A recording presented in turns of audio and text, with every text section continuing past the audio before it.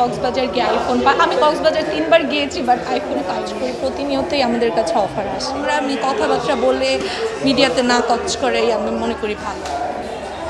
প্রেম আমি করেছি সেটা আমি মানে আমাকে যারা ক্লোজলি চিনে তারা জানে যে আমার কার সাথে প্রেম ছিল বা কী আসল বিষয়ে, তা আমি পাবলিক প্ল্যাটফর্মে আনতে চাই না। অ্যান্ড হ্যাঁ, যেহেতু আমরা কাজ করি প্রতিনিয়তই আমাদের কাছে অফার আসে। আসে মোটামুটি। এগুলো আসলে কিভাবে হ্যান্ডেলিং করেন? আমি আমার কোনো ফেসবুক মানে কোনো প্রকার সোশ্যাল অ্যাকাউন্ট আমি হ্যান্ডেল করি না। আমার মডারেটর আছে, যেহেতু আমার একটা বিজনেস পেজ আছে, সো সেই ক্ষেত্রে আমার সব কিছুই হ্যান্ডেল করে আমার মডারেটর। কক্সবাজার গিয়ে আইফোন পাই। আমি কক্সবাজার 3 বার গিয়েছি, বাট আইফোন পাইনি।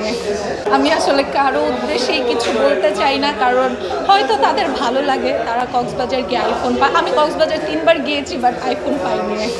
এটা খুবই একটা ভালো প্ল্যাটফর্ম নিজেকে গড়ার জন্য। সো আমি এটাই বলবো যে এই মিডিয়াটাকে শুধুমাত্র নামমাত্র দুদিনের জন্য ভাইরাল হওয়ার জন্য উল্টাপাল্টা কথা বলে নিজেকে আবার আর্টিস্ট দাবি করে এরকম ছোটোলোকি না করাই আই গেস বেটার।